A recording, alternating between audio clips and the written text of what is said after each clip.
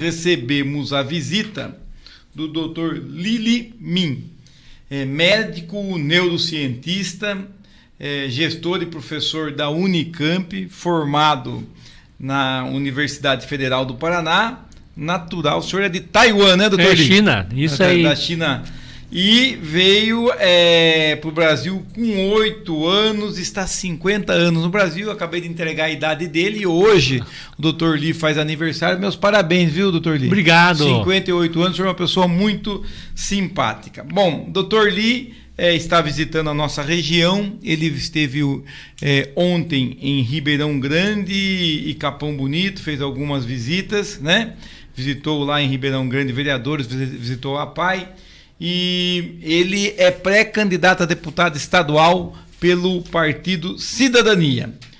Antes, aqui o Cidadania tem o presidente, Dr. Milton Bise, né? O senhor já até fez uma visita a ele, Isso, né? Tivemos uma excelente conversa com o Milton, nos recebeu muito bem hoje no café da manhã. Ótimo. Como todas as pessoas aqui, eu tenho que agradecer o acolhimento, a receptividade do povo aqui, das pessoas com quem a gente pôde conversar. É realmente muito gostoso estar na cidade. Que bom. Doutor Lili, nós vamos falar um pouquinho da atividade profissional do senhor, depois falar dessa questão aí do senhor eventualmente ser candidato a deputado estadual. Eu falo eventualmente porque tem que passar oficialmente pela convenção partidária, né? Precisamente. Muito bem. Então, doutor Lili, o senhor é médico, né?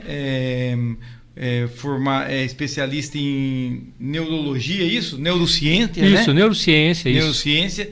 E o senhor tem uma atenção muito especial com relação à epilepsia. Inclusive, o senhor está trazendo para a gente um folheto do Movimento Roxo, que é para que as pessoas entendam a epilepsia. É isso mesmo, doutor? Isso. Bem isso mesmo, né? Então, eu sou formado, né, que você falou, já há 30 e poucos anos. Na Universidade Federal do Paraná, e eu fiz a minha especialização, inclusive na residência. Residência eu fiz em Santa Catarina, em Florianópolis, mas depois eu saí pelas outras ilhas, né? A minha formação foi meio que ilhéu. Sim. Fiquei uns 5 meses em Cuba, Sim. no Instituto Neurológico de Havana, depois 2 anos na Inglaterra, em Londres, lá no Hospital Neurológico. Sim. De lá eu fui para outra ilha, Ilha de Montreal, em Quebec, Canadá. Sim. Fiquei 5 anos lá. Sim. E lá eu fiz o meu PhD em neurociência na Universidade de McGill.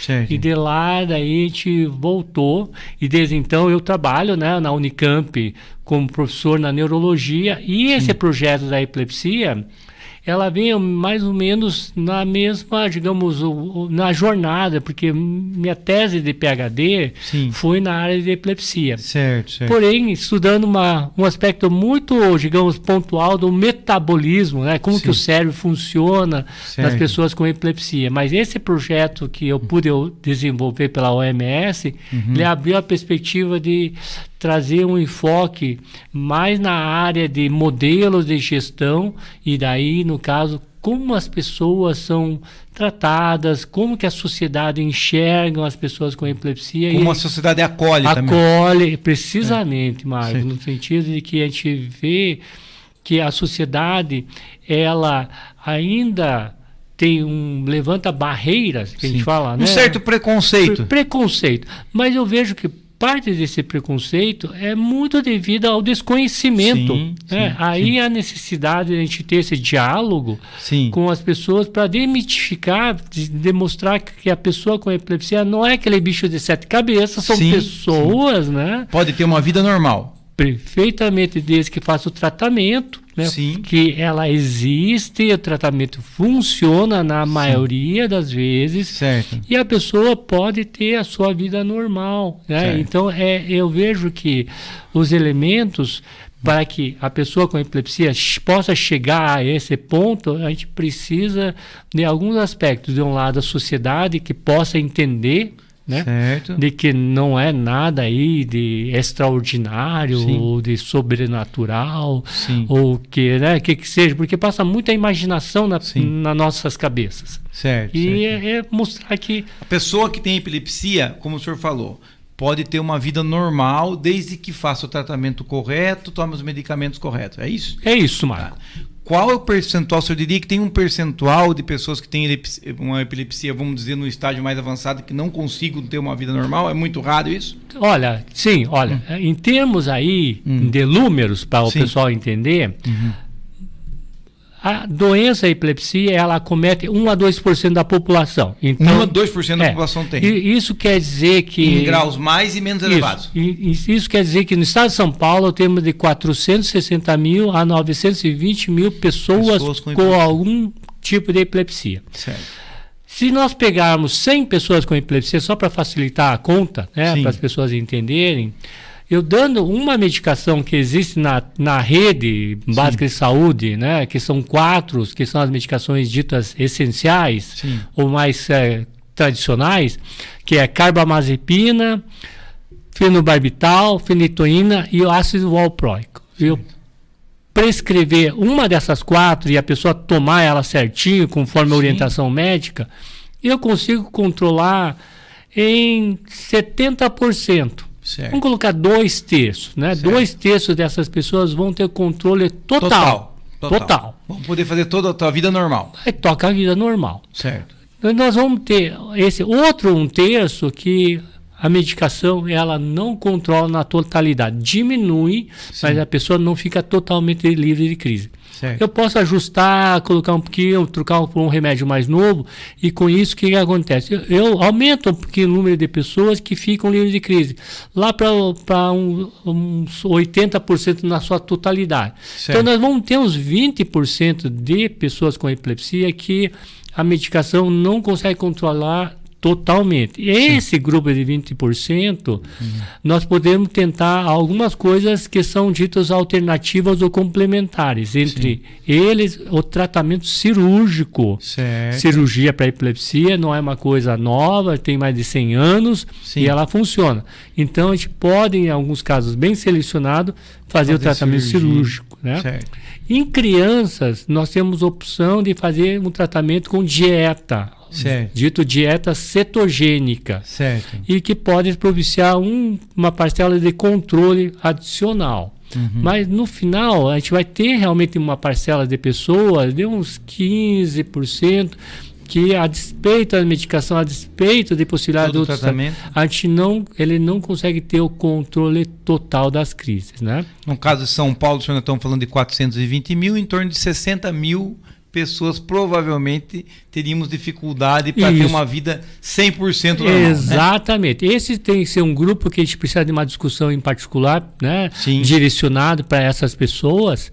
Em contrapartida, a grande maioria, elas podem ter uma vida normal, né? No sentido de que podem aí fazer as coisas de uma maneira mais tranquila, mas isso não quer dizer que as pessoas que não tenham crises controladas não possam ter a sua vida também, né? Elas vão ter um pouquinho mais de limitação, no sentido, por exemplo, que não vão poder dirigir. Né? Então, as pessoas que não têm crises controladas, ela não tem acesso... Não recomenda que dirige, né? Não, é por lei até, né?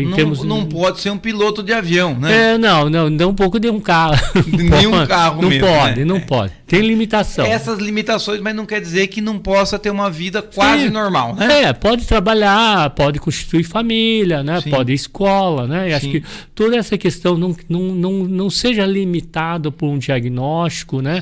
A epilepsia não define ninguém, todo mundo tem a sua história, que não deve ser a história da epilepsia. A história tem que ser contada do João, da Maria, né? Assim por diante.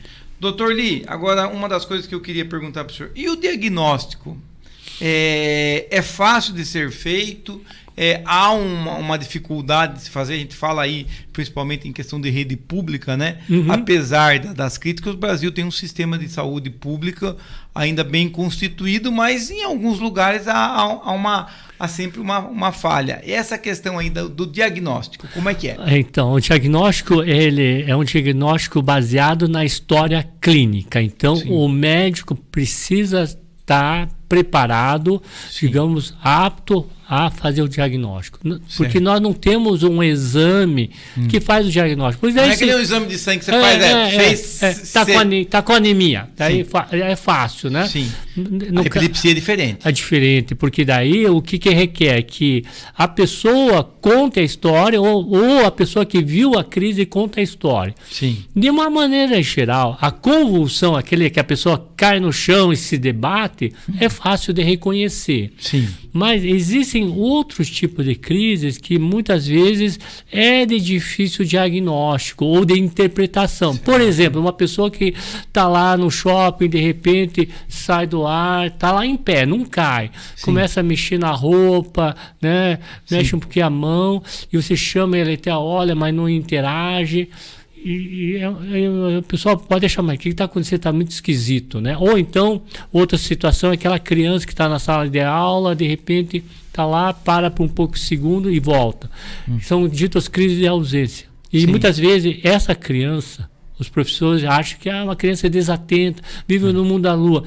Pelo contrário, ela está tendo várias crises. E o professor precisa ser capaz de identificar. Então, no caso, o médico precisa pegar essa história e fazer a interpretação e chegar no diagnóstico de epilepsia. Que é o quê? A epilepsia, que nem eu falei, é uma doença crônica grave do cérebro que é caracterizada pela presença de crises epiléticas.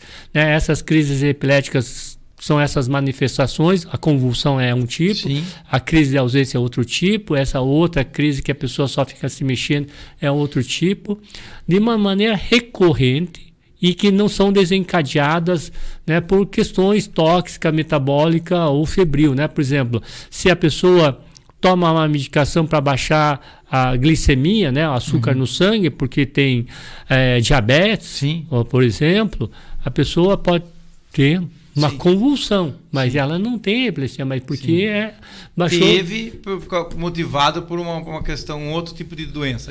Por questão de baixou a glicose no sangue. Isso tem que saber diferenciar. Então, o diagnóstico, o desafio é esse. O médico precisa estar preparado. No nosso modelo que nós desenvolvendo para a OMS, a gente vê que isso é possível, desde que as equipes sejam treinadas. Né? Falando em treinamento, isso que eu ia perguntar para o senhor. Por exemplo, uma cidade como Capão Bonito, como Ribeirão Grande, se eles quiserem sentar com o pessoal da Unicamp, é possível pensar num treinamento para alguns profissionais para saberem ter mais preparo, né? Treinar para poder fazer esse diagnóstico? Com certeza. Eu tenho feito esse tipo de abordagem em várias cidades aí no Brasil. Né? É possível fazer uma parceria? É possível, com certeza. Eu venho com o maior prazer de conversar com as equipes do PSF, Saúde da Família. Tanto que essas pessoas, né, com epilepsia, elas são muito bem... atendidas no PSF, na rede pública, e a medicação que já está na rede pública é só uma questão dos médicos estarem confortáveis em fazer o diagnóstico e prescrever. Não tem... Não é um bicho de 7 cabeças. Não é. E tanto que depois do treinamento assim, que a gente faz, muitos médicos falam, nossa, olha, vocês descomplicaram, a gente achava que era uma coisa mais complicada, de fato não. Facilitar na vida. E com isso faz a diferença, porque nesse universo, claro, vão ter pessoas que não vão responder à medicação, vai ter redução, mas a grande maioria vai responder muito bem.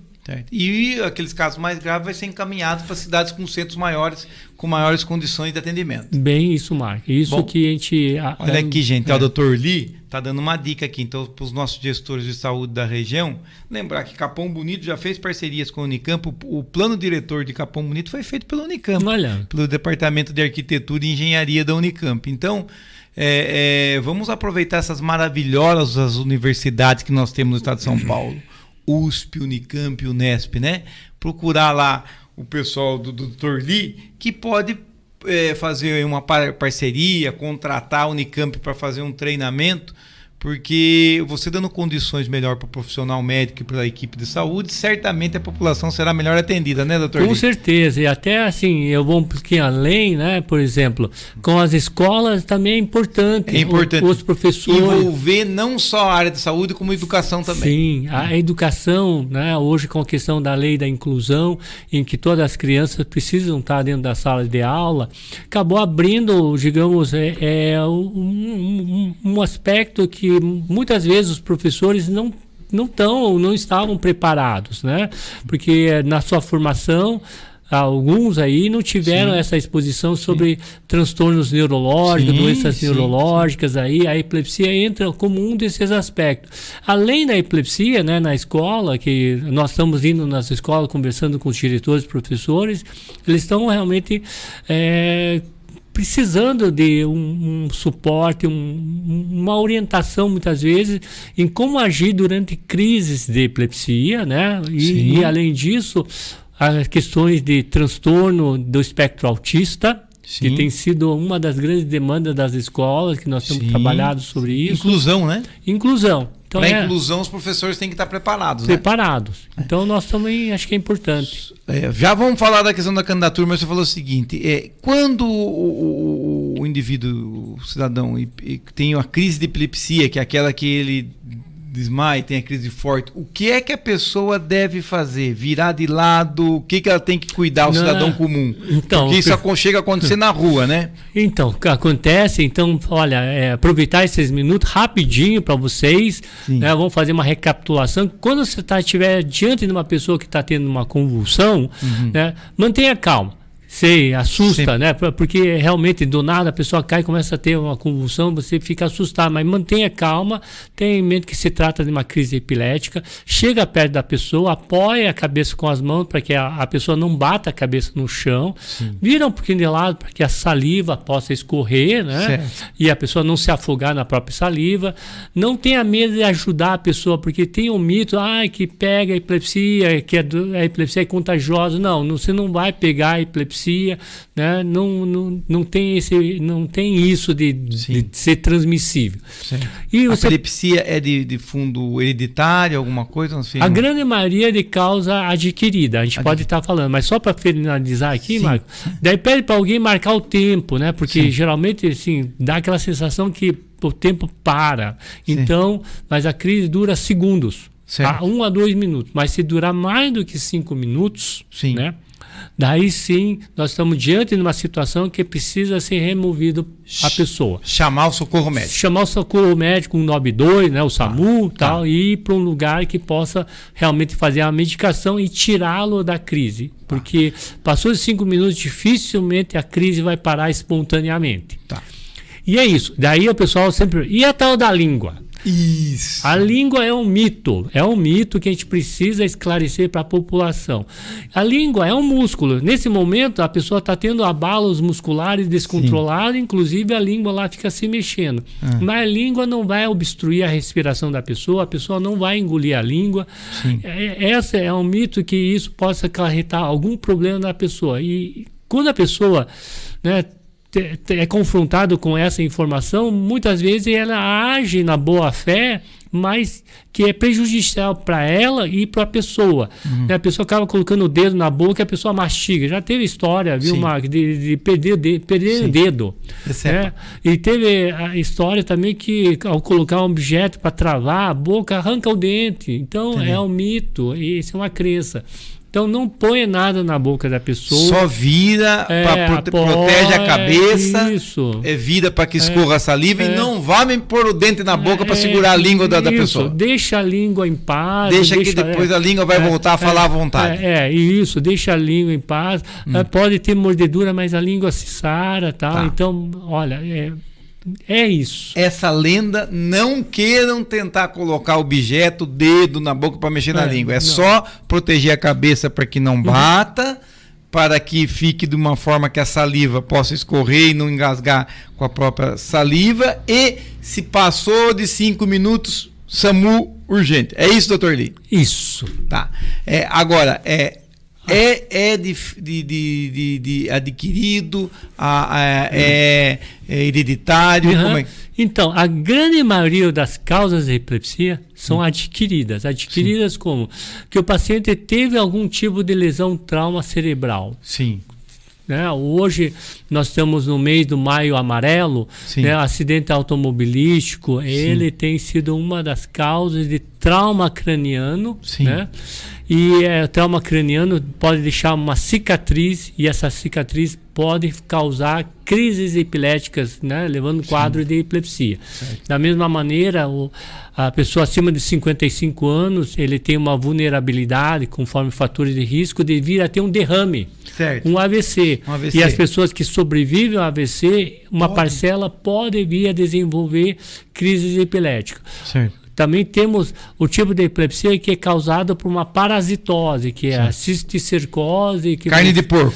Que tem a história do carne de porco, Então é uma parasitose que o cisto vai parar no cérebro e causar a epilepsia. Então são todos elementos aí, fatores que são potencialmente preveníveis, que são saneamento básico. Adquiridos. Adquiridos. Certo. Tem uma parcela pequena que tem um componente genético, isolado, que é um defeito genético. Sim. Então tem uma doença que é chamada doença de Dravet, que é um tipo de epilepsia grave, muito grave na infância, que é devido a uma mutação que a gente chama uma proteína que produz um canal iônico que é responsável pela comunicação dentro do cérebro. Então tem essa alteração desse gene e ela pode causar esse tipo de epilepsia grave, Então esse é um grupo que é menor, tal. Então muitas das doenças ditas doenças raras, elas podem ter o seu componente de crises epiléticas de epilepsia associada. Certo. Bom, doutor Lee, tudo isso que o senhor falou, agradeço muito porque o senhor deu uma aula aqui sobre epilepsia, muito importante para as pessoas entenderem. Mas agora o senhor é pré-candidato a deputado estadual pelo Cidadania. Por que candidato a deputado estadual? O que deu estalo assim no senhor para pleitear aí uma vaga na Assembleia Legislativa do Estado? É uma pergunta até assim, bem justa, É uma pergunta que eu tive num momento aí da vida, que muitas vezes a gente é convidado para fazer uma reflexão sobre a nossa vida, Eu como professor titular, líder de grupo de pesquisa, realmente eu sinto que estou no pico, no ápice aí da vida acadêmica e podendo muito contribuir nessa área.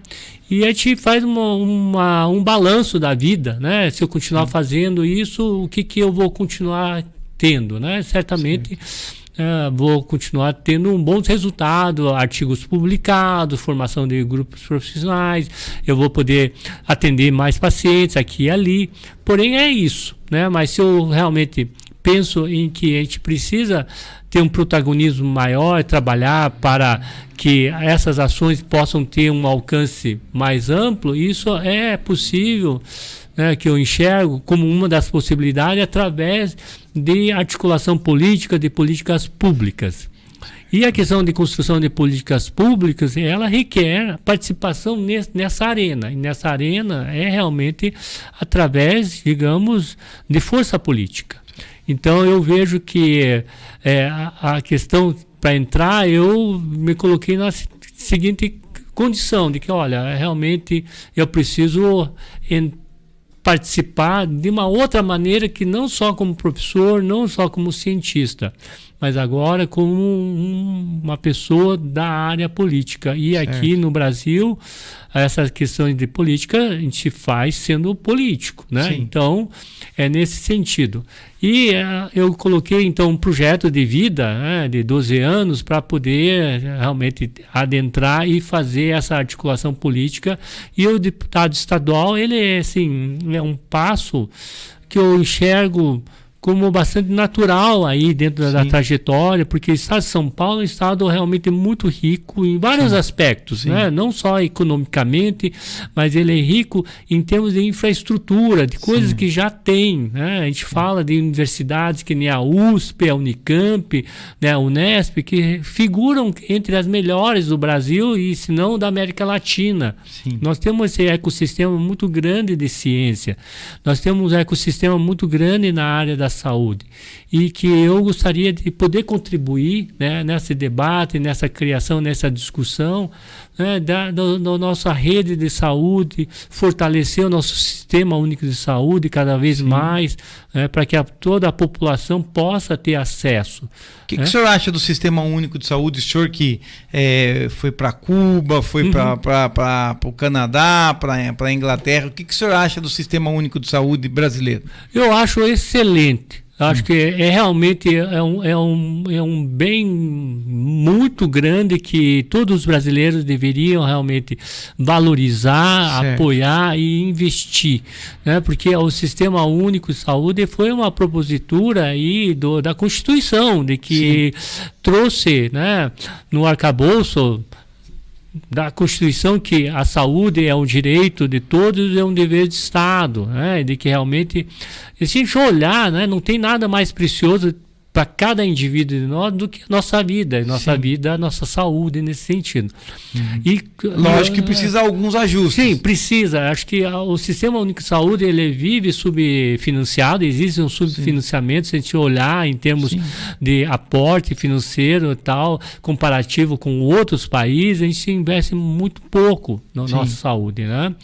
E para propósito de a gente poder ter alcance. E ao mesmo tempo eu vejo, sim, o sistema que tem muita oportunidade de melhoria, né? Podemos melhorar muito. Existe, claro, em vários aspectos do seu processo, que a gente chama de desperdício ou de perdas, né? Que a gente precisa melhorar ainda esses processos. Mas isso vai se ajustando, né? Vai se ajustando. Mas a gente precisa, né, a gente defender isso, porque acho que cabe a cada cidadão, né, valorizar esse SUS, porque o SUS, ele tem um arcabouço muito grande de atuação, né? A gente, obviamente, o que teve como protagonismo muito recente é a questão da vacinação, que propiciou a vacinação aí da população num índice muito positivo.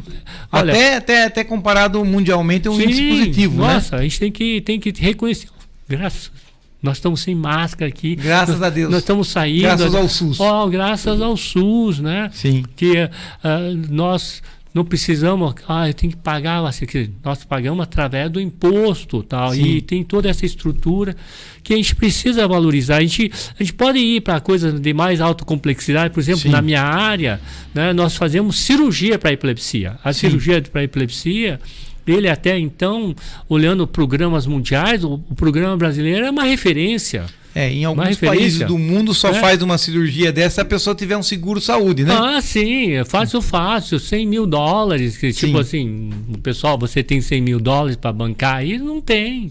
Senão não faz. Não faz, né? E aqui no Brasil é possível fazer. A gente fala de programa de transplante, né? Nossa, quantos não salvaram vidas das pessoas. Então, esses são pontos que... HIV, sempre foi muito elogiado, né? Muito elogiado. O nosso programa da STIs, acho que temos muitas coisas e que precisamos valorizar, e cada vez investir e aperfeiçoar. O SUS certamente ela é algo em construção, ela não é uma coisa finalizada, precisa entender isso. Então, vou fazer uma pergunta aqui para o pré-candidato e também neurocientista. Nós devemos sempre acreditar na ciência?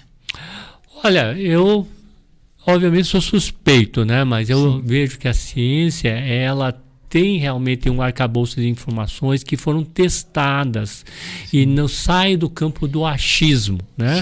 Porque assim, é muito fácil a gente falar, eu acho isso, eu acho aquilo, numa conjuntura, que você fala sem ter uma base, sem ter fatos reais.